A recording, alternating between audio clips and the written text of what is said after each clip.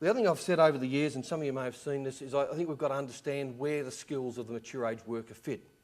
And I've used a variant of the Johari window, my skills window.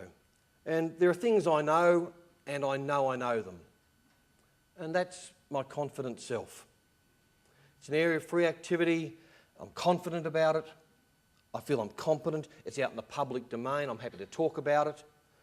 And if I'm offered RPL, that's what I'm going to put my hand up for RPL. The stuff I know, and I know it. And the reason I come to TAFE is probably because there's stuff I don't know, and again, I know I don't know it. And I'm open to learn at that point. I'll recognise my boundaries, I'll seek training. Sometimes it won't be formal, it could be from a mentor, it could be self-directed, but may well be formal training. But I'll seek out, I'm open to learn. But there's also stuff that I know and I don't know I know. And that's my area of unconscious competency. And that's the stuff that after they've sat in our classes for 3 weeks, 6 weeks or whatever, the pennies start to drop and they say, oh, I did do that, but I called it by another name. I thought it was common sense. I didn't think it was a work-related skill. I had it bundled up with 5 or 6 other things. And of course, there's another square there of things I don't know and I don't know that I don't know them. And that's where I'm dangerous. It's also called the dickhead area of our lives. You know, it's those people that can talk about something and you just don't know where to start correcting them because they don't know what they don't know. And if our RPL processes don't have enough engagement with the learner to pick up on those areas, they won't have credibility with industry and they won't last long. Doing something the wrong way continually doesn't make it turn out right in the end. You know, I've been a 2-finger typist now for 40 years. It's never blossomed into touch typing. I've been very disappointed. But it hasn't. Anyone had that experience?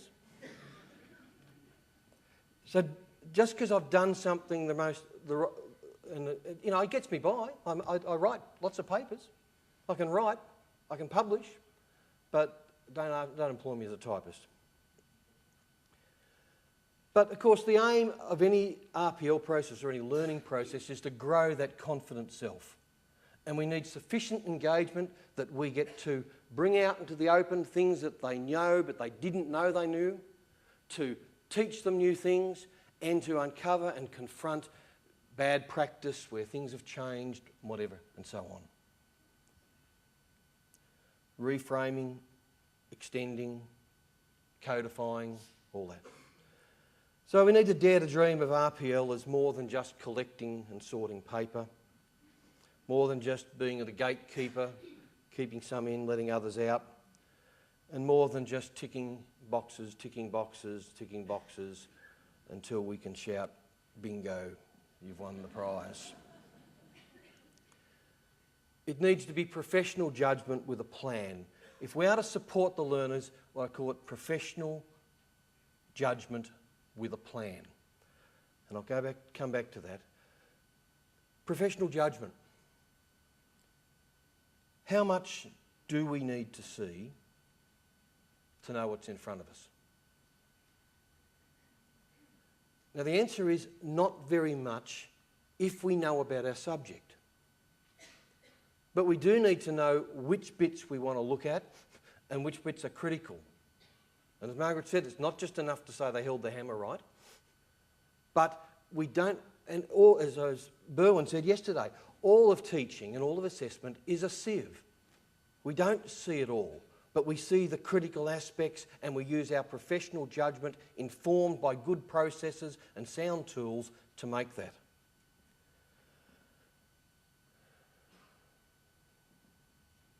There we are, with a plan. You've got to have a sound methodology, a well-defined role for the assessor, and a familiar process for the candidate to engage with.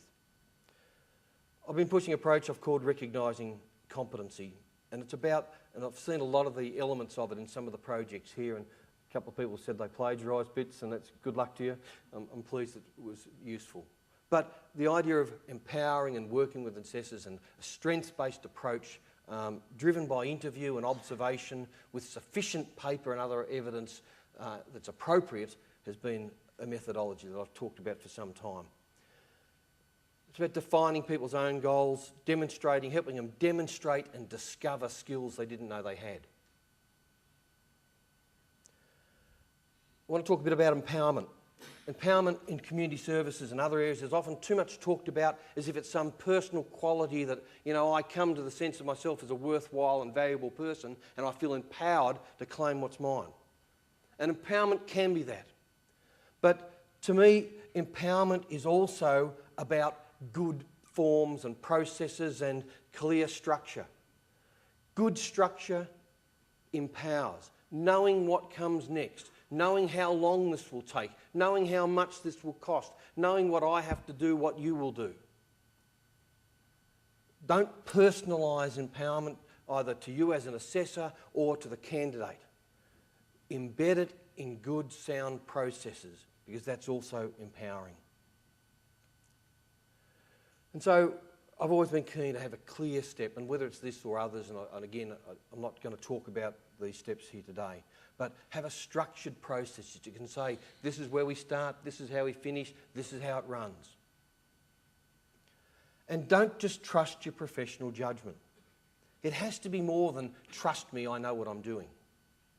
Because, as I said earlier, we look at those squares and sometimes our judgment can be distorted. Right? A sound methodology is needed because context can distort perception. Right? Can I be competent in a non-compliant workplace? Or will I look more competent if I'm in a well-run workplace? The guy from the Master Builders Association yesterday was talking about going over to China and assessing. And he was saying that, you know, that again, the OH&S stuff left a lot to be desired. But in talking with them, there was that sense of they knew it wasn't right, but it wasn't their workplace and within their ability to change it. Now, they may still have known what competent practice was. There is a difference between competence and compliance. But context can distort perception. Have a consistent approach. Go back to the competency standards. The competency standards are what determines it, not what you think is good practice, what your RTO packages up as the qualification. It's the packaging allowed by the training package. It's what the competency standards say. Review the descriptors. Moderate your tools. Talk to other people. Don't be afraid to show other people your tools. And moderate your decisions. Again, we've probably all seen that, and you probably know what the answer is. But when you look at it, which line looks the longest?